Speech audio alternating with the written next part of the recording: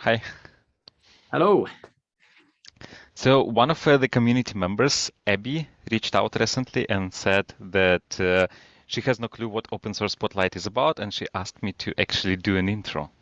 So this time I'll do a short intro of what Open Source Spotlight is, and then we'll go to the usual part. So welcome to Open Source Spotlight.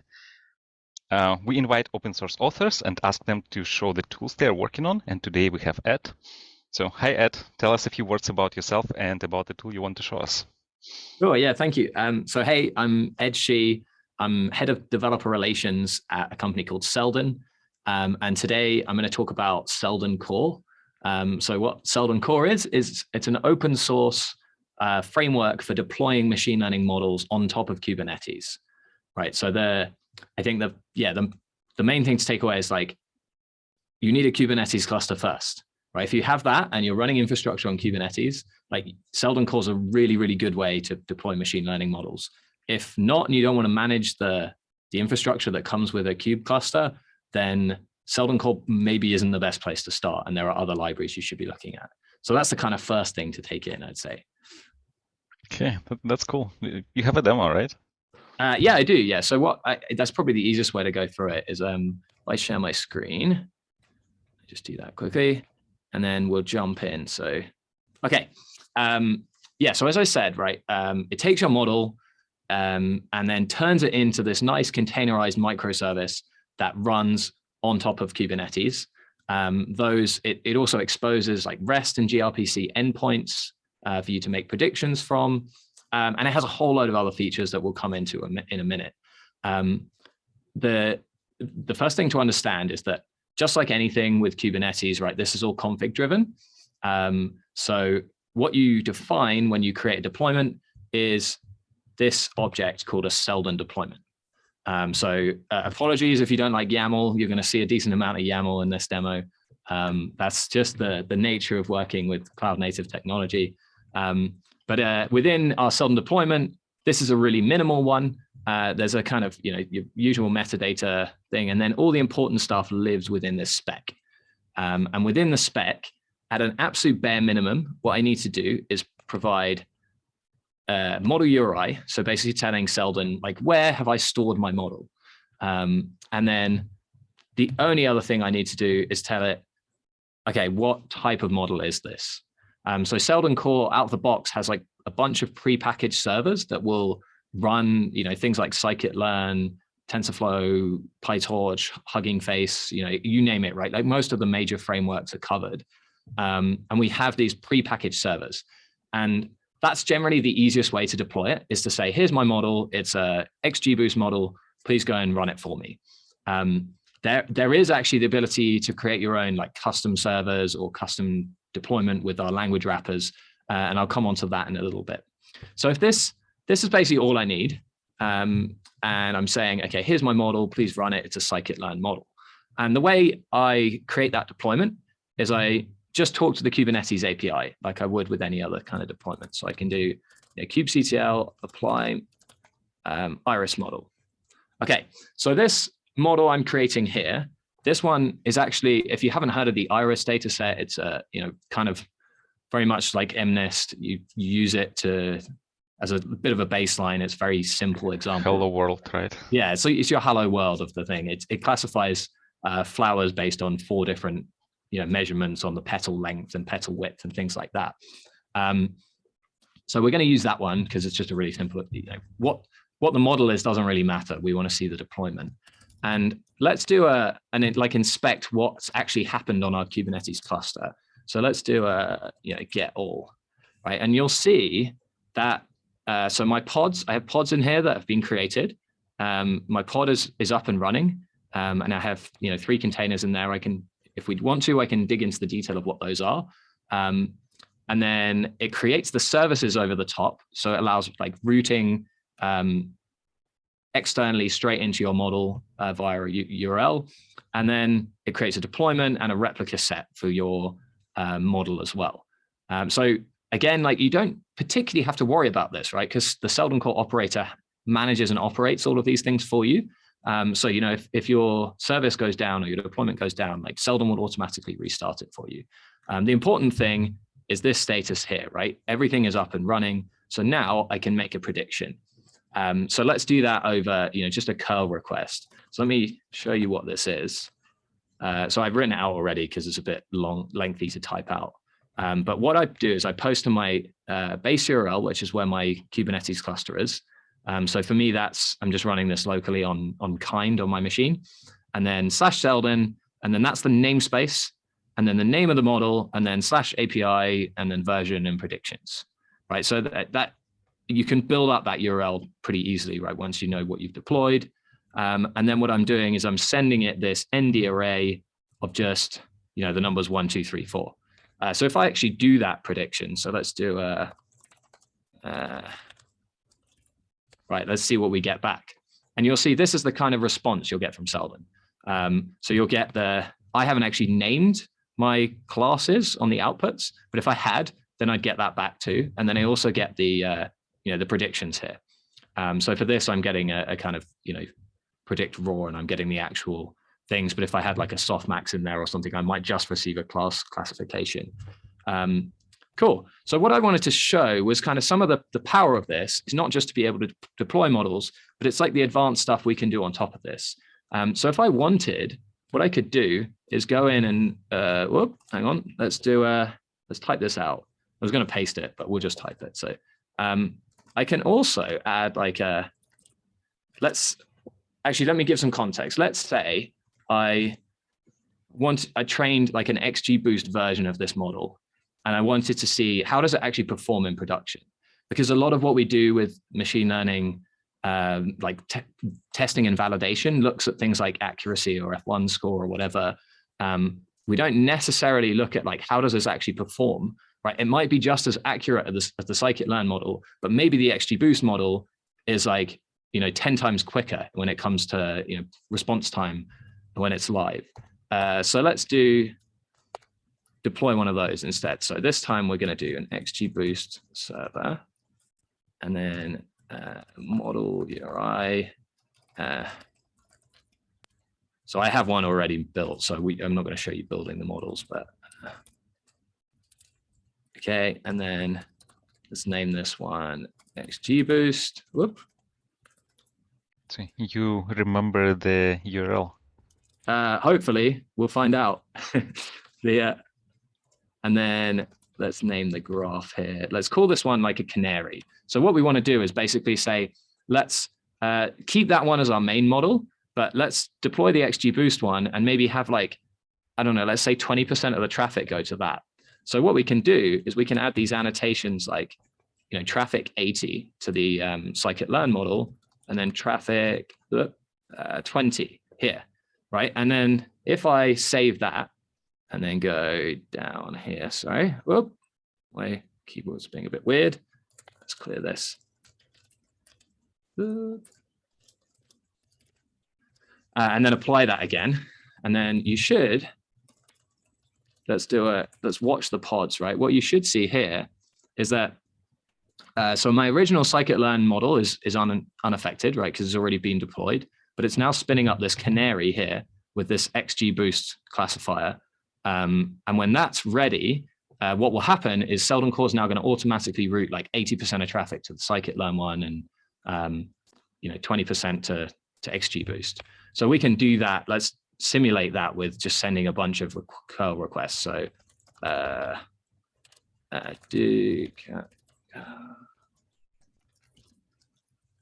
and then let's look, I just want the important bit. So this, don't worry too much about what I'm doing here, but what I'm doing is saying, okay, what I'm doing there is basically saying every second, send that curl request that we did earlier, and then just look for the Seldon IO bit on it. And this will just keep doing it. Now, what you'll see here, the reason I've highlighted this Seldon IO bit in red is if I stop that, you can see like this one was served by the scikit-learn server, but this one was served by the XGBoost. And actually, if we scroll up, we look like most of them are coming from the scikit-learn server, but like 20% from the XGBoost. And we could measure that, and it's always going to be fairly random. Cool. So that gives you like a fairly good intuition as to like how you deploy things. I'm going to jump into a few slides quickly so that you don't have to watch too much YAML, and just talk about some of the like more advanced features we can do. So one of the things Seldon Core is really good at that gives you this kind of really powerful thing is an inference graph. So like if you've got an NLP model, you probably don't just deploy it as like a single asset. You have like a post-processing transformer and a output transformer. And what you need to be able to do is like build these inference graphs of models once you've deployed them. And you can do that within Seldon. So you can see here a really simple one where the input, the output from one model gets chained into the next and used as the input. But you can do really complex things as well. So, if you look at this graph, and here's the configuration on the left-hand side, but on the right-hand side, you can see like a visual representation of what that looks like. What we're saying here is basically like, feed the input request, so the input data into both model one, which maybe takes like, if I use the example I like to use here is maybe like you're a shady bank who want to check out people's social media before you approve a loan. So like model one here on the right-hand side takes loads of tabular data and looks at your credit score and so on and tells you, okay, yeah, this person can have a loan.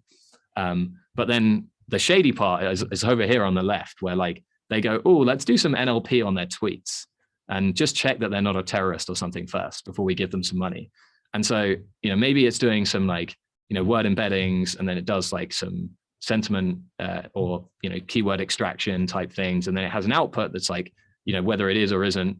And then I can have some logic within a combiner to say like, if their credit stuff is all approved and they are not a terrorist, let's give them a loan. Right, so you can build those kind of inference graphs like live within Seldon Core, which is pretty cool.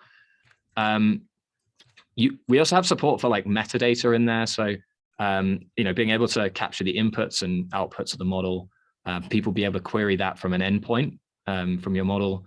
And then if you want, you can also like include all the provenance back to your, if you're using other open source tools for things like data versioning and, training, tracking and things like that, you can feed that metadata all the way through. So when I make a prediction, you can say, yeah, this is served by this model, which was trained using this run and these hyperparameters and using this data set, which is really cool, right, for auditors. And then we have like automated metrics in there. So if you have a Prometheus server running on your Kube cluster, we'll automatically scrape metrics and send them. And then we also have like a very, very tightly coupled integration to our Alibi libraries, which are open source things for drift detection and explainability as well. And then finally, a few more things like, obviously being Kubernetes, the great thing is you get all these components can be auto-scaled individually. We have custom language wrappers, and these get used a lot, like mostly the Python one. But if you want to deploy R or Scala or like C++ models, you can use these wrappers to wrap your custom model and still deploy it. And then you can do request logging. That's really, when you get into production, that's really valuable, right? Being able to know, store those inputs and outputs for retraining later on. And then the cool thing about being part of the CNCF ecosystem is that you can add a whole load of other things. So like you can use Jaeger and open tracing to trace the microservice hops over and identify like, is it my model that's being slow, or is it the ingress, or is it, my cloud provider or whatever else? And then integrations to things like Kafka for stream processing. And finally, we have like a batch processing feature, which allows you to go like, here's a ton of data, go and process that, and it will automatically scale up your Seldon deployments and execute all of it, and then return it all to you. So yeah, that's kind of a very quick overview. I don't know if you have questions on this. I do, yes, a ton.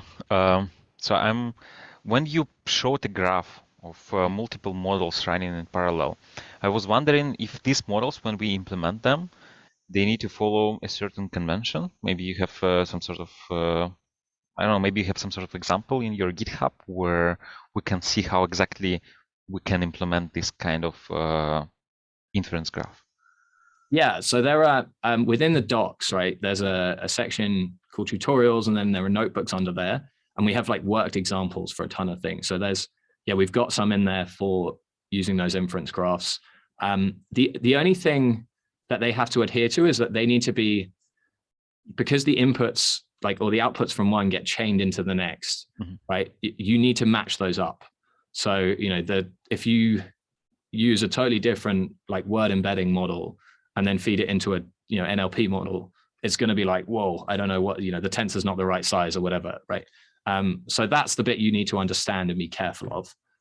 Otherwise, generally, you're flexible to do with it as you wish. And some people do complex things. We have a router component that allows you to do multi-arm bandits, right? So you could deploy 3 models and then slowly see which of them is performing best and then start routing more and more traffic there. And I assume all of them are independent pods, independent services, right? And then you use some sort of gRPC to actually send the output of one thing to the other thing. Yeah, and so you actually have the option. So everything is, because this is all kube-based, it's all super configurable. So by default, if you create an inference graph, it will actually create it all within the same pod. Okay, right? Cool. Because it assumes, it's like a kind of one-to-one mapping. Now, obviously, that's not necessarily always the case. Maybe your bottleneck is in your, preprocessor. And so if you want, you can separate those out into separate pods, and then you can scale them separately and so on. So you could have 15 instances of your preprocessor, but only 3 of your model. Mm-hmm.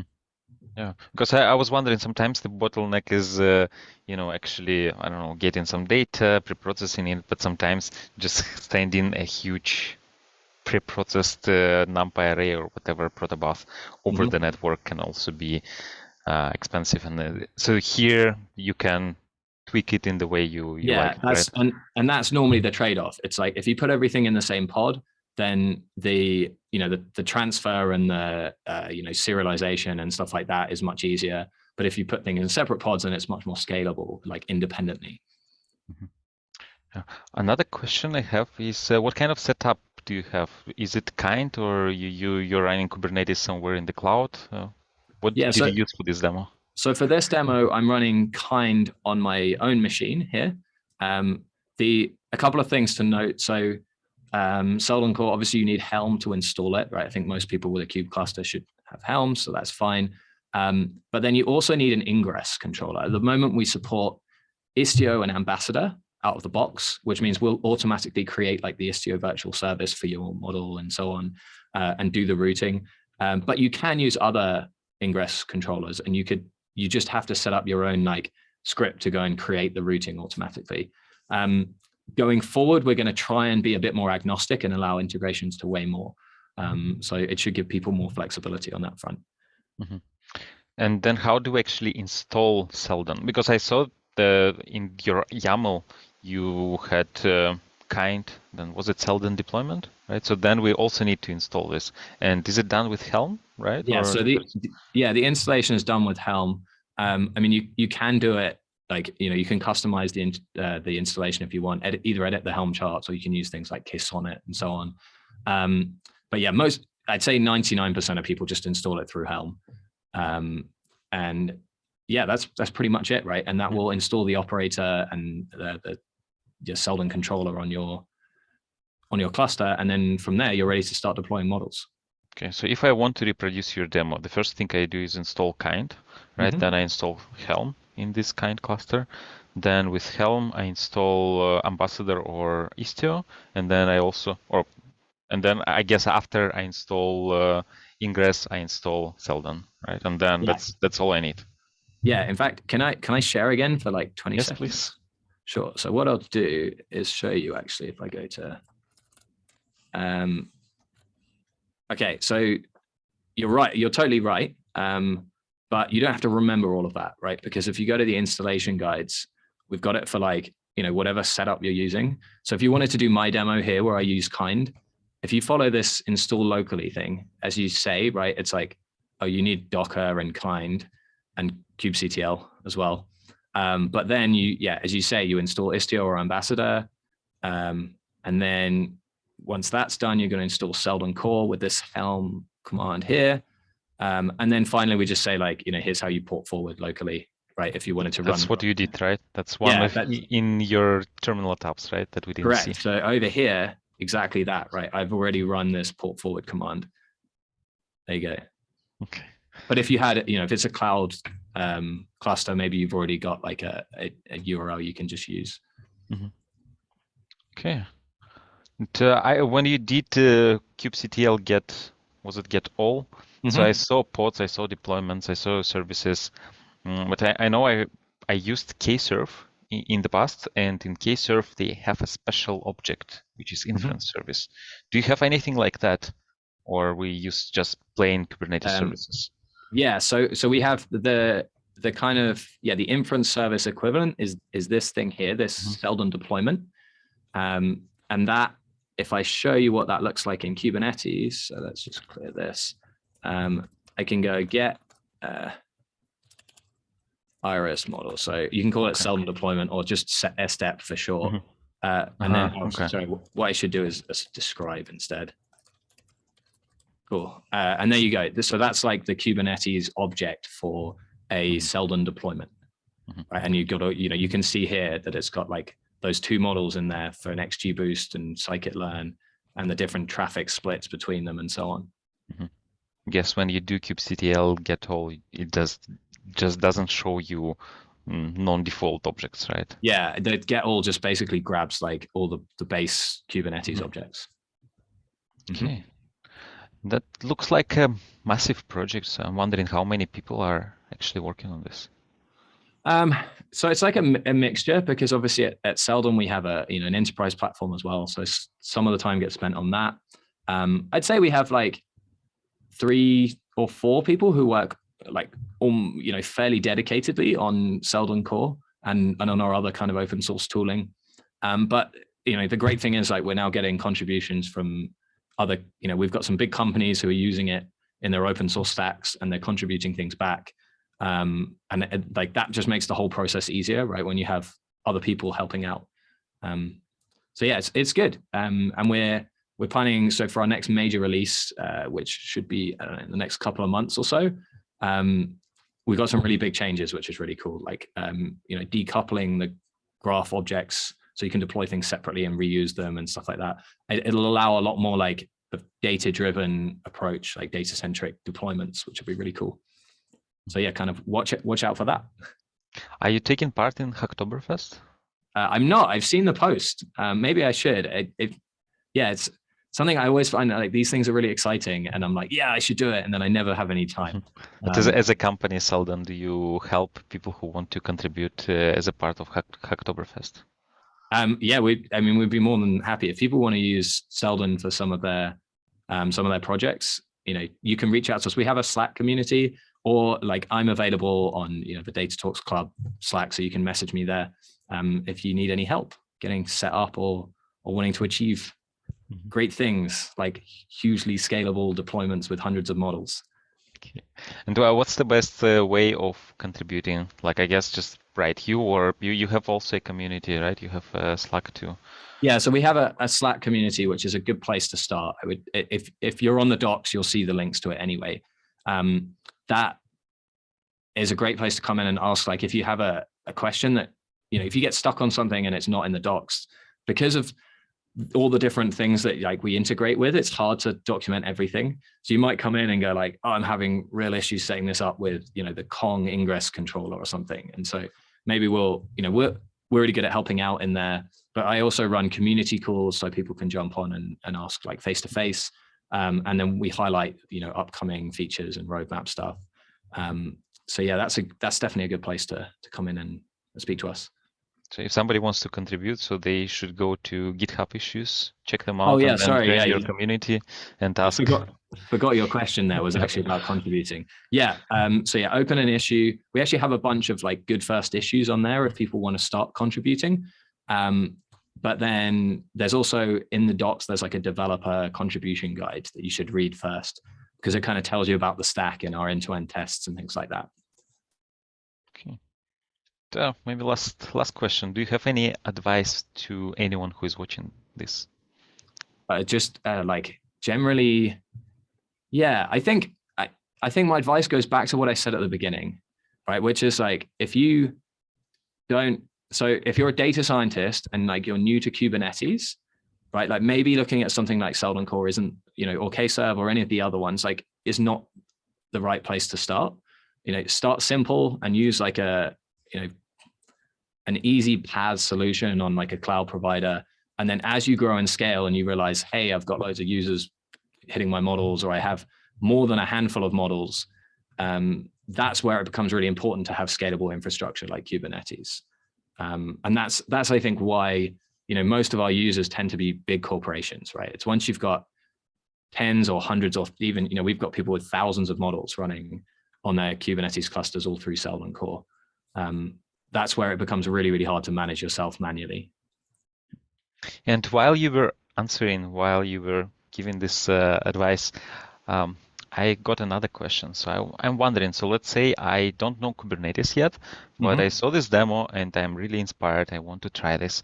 So what's the best way for me to learn enough Kubernetes to be able to actually follow this demo? Oh, that is a good question, actually, because like I've just learned on the job, but I don't think that is the right way to learn. You're right. Like if you need to learn it, there must be good structured guides out there. I think Katacoda shut down, didn't it? Like that was a really good site because it had like interactive terminals. You could just go in and play with a kube cluster, and they had loads of demos. That was a good way to get started. But I'm sure there's, you could Google Katacoda alternative and find something online with like a terminal that just like runs in the browser that already has all the prerequisites installed and access to a Kubernetes cluster is definitely the easiest way, because you can get lost doing all the installation and not understanding what these components are and how they interact. But if you can follow a tutorial with an already running cluster, you can start with the smallest components and be like, okay, what's a deployment? What's a pod? Okay, let's create one really simple hello world example. And then you can start to build up from there. Yeah, I'm wondering why they shut down. Maybe it wasn't feasible to run, I don't know, thousands of Kubernetes clusters for everyone to try. Yeah, that's actually another thing on that. I used to work at IBM, and I actually wrote a Kube 101 workshop, which you can do. It's free and on GitHub. So if you go to GitHub and search for like Kube 101 IBM, right, that you'll find it. That's a good place to start as well, right? Because it walks you through like each of the components, what they are, and how to get started, and so on. So it's kind of self-promotion there, or promotion for my previous company. I don't know. Or both. Yeah, a bit of both. Yeah. Okay, I think that that's it for today. So thanks a lot. Great demo. Yeah, and thanks for the advice too. And it was nice seeing you here. And maybe I know you have other products, so maybe we should invite you one more time. Yeah, awesome. Yeah, I'd love to come back on and talk about drift detection or explainability or something. So, but yeah, thank you very much. It was really, really good fun. Okay, goodbye.